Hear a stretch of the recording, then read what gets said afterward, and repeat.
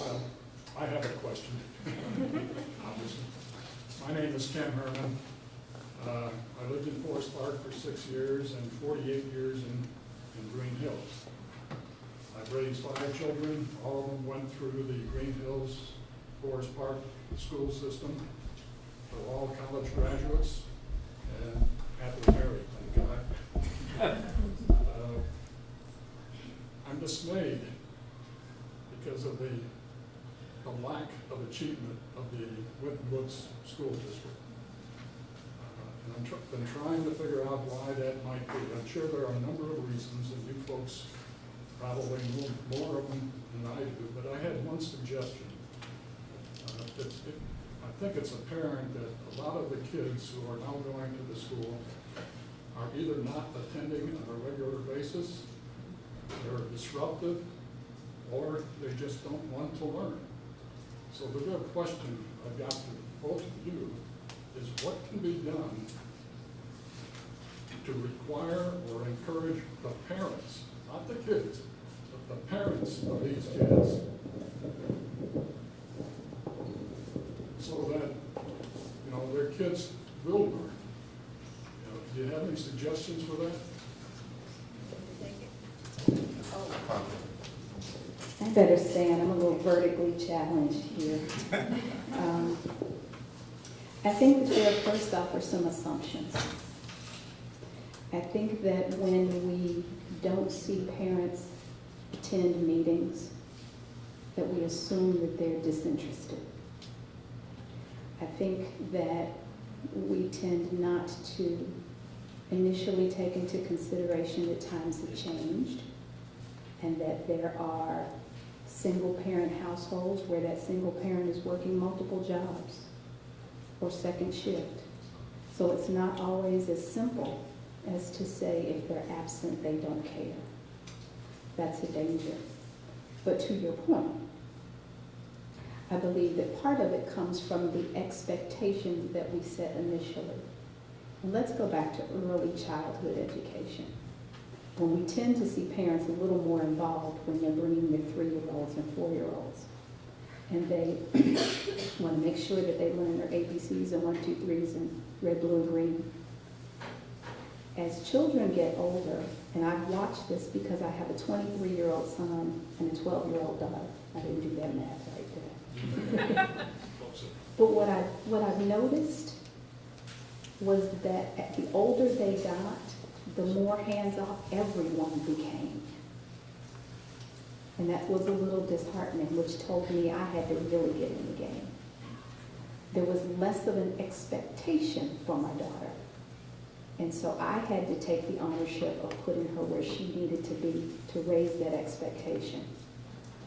I think that there are multiple things that are going on, quite honestly. I don't think, as you implied, that there is one set reason or one set answer.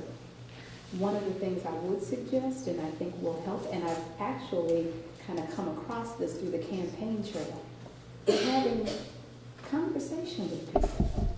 A lot of times I've seen a lot of emails and information going out, whether it's the form letters or what's in the backpack or what have you, and it seems to maybe go into the black hole, and no one calls to see, did you get it?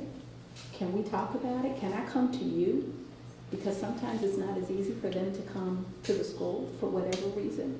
So it's at this point that we need to be creative about our thinking, because I reject the idea that parents want their children to fail. I wholeheartedly reject that.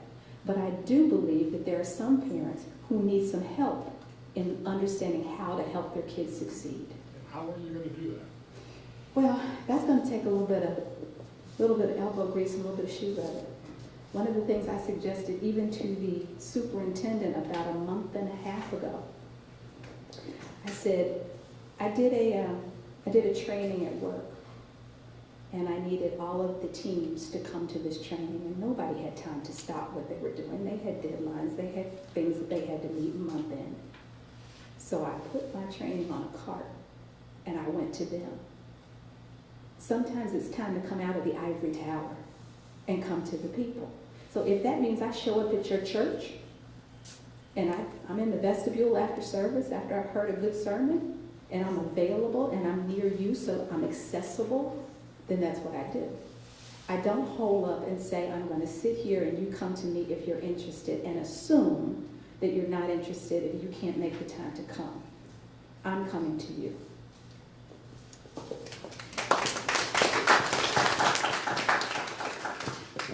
Excellent question. As we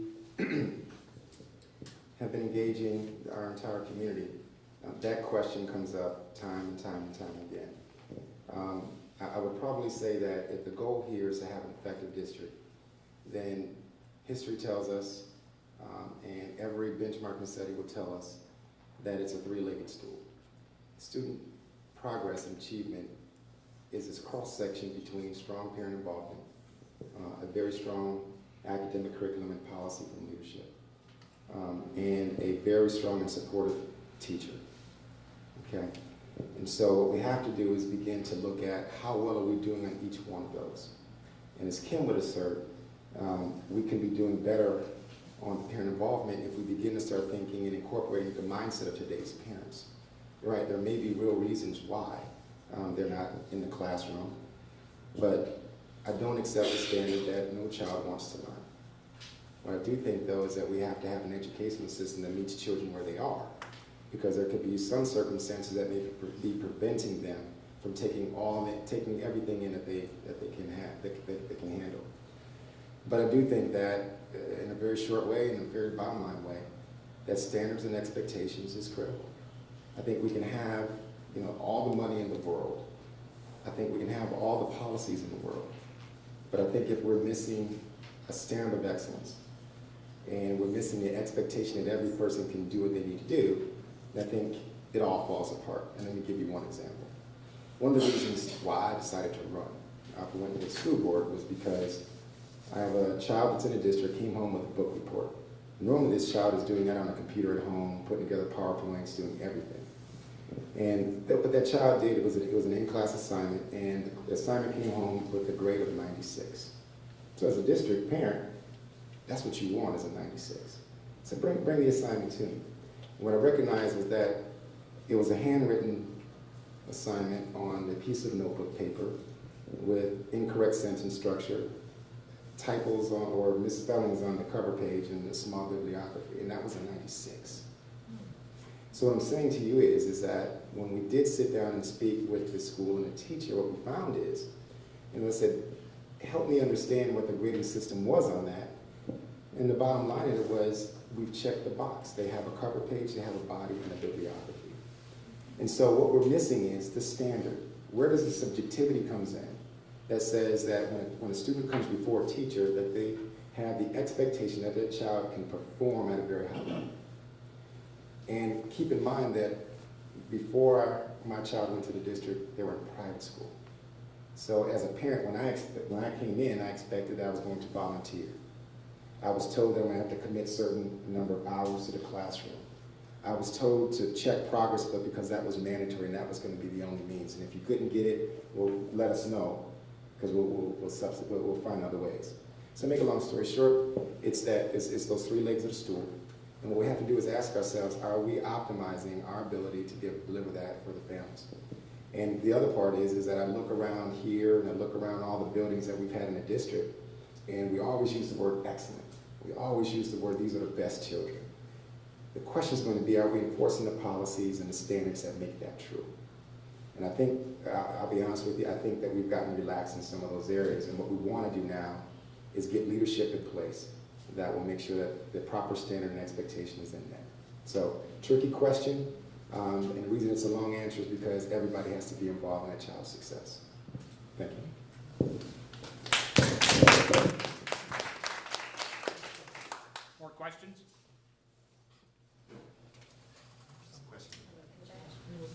Yes, ma'am. This first brought up the issue of mobility and students coming and leaving our district. And through our three communities, our district does have a very high percentage of students, residents that do not attend our public school. And I understand that both of you, your youngest children, you choose to not send to a public school.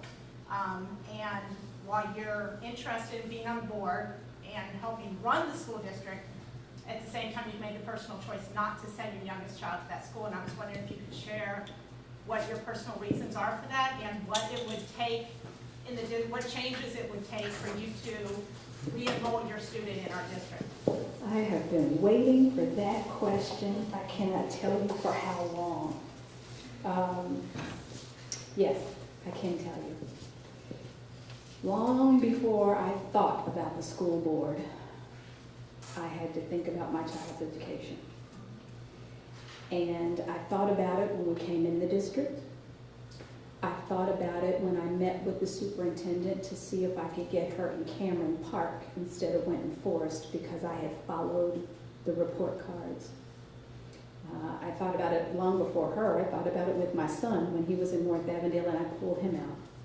So I have an obligation as a parent to find the best fit for my child. Do I want to travel 30 minutes every morning and pay tuition to take her someplace else? Absolutely not.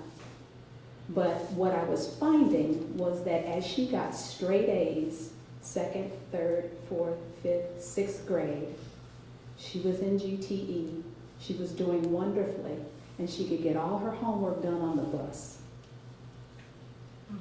Wasn't a lot of rigor there. At the time I started to really consider not keeping her in the district, the middle school here that she was going to come to was an academic watch. Does anybody see where that would have been a problem? I did not want to put her in another school. That was why we moved into this district, is because I saw the potential. But it went the other way while we were here. So, would I like to bring her back to a rigorous academic curriculum, a rigorous environment, and not have to pay any more money and put her on a bus and she'll be here in 15 minutes? Sure. Do I think that it's going to happen in the next couple of years? I don't know. You don't turn a yacht around on a dime. And this is a big, big effort. So it's going to take more than 6 months or a year. So my personal reason was to find an academic fit for her. I have to also admit, and this is just being honest, it's just us, so I'll just tell you, I'm a grad of Walnut. I have more family that went to Walnut than didn't go to Walnut, so it's kind of a family legacy. But if I could have gotten the kind of academic rigor that I knew that she was capable of here, I most certainly would have sent her here.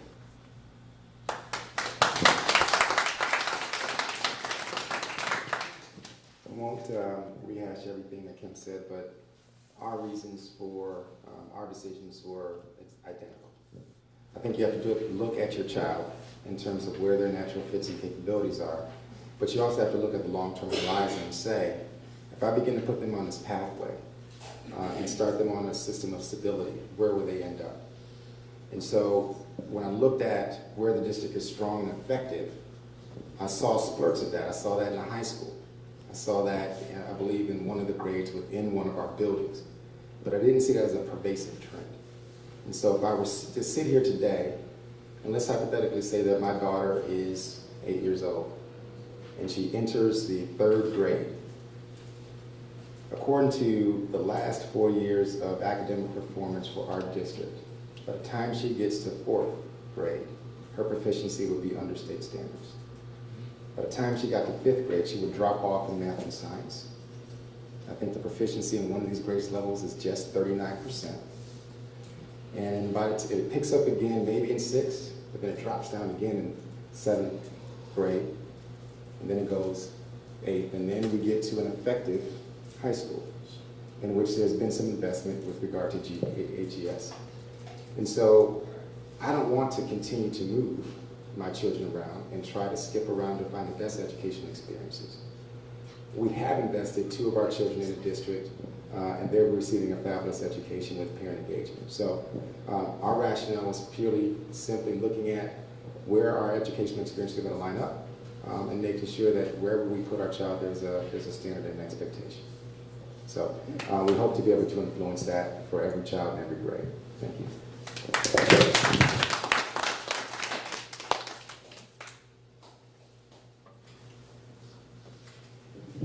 Any more questions?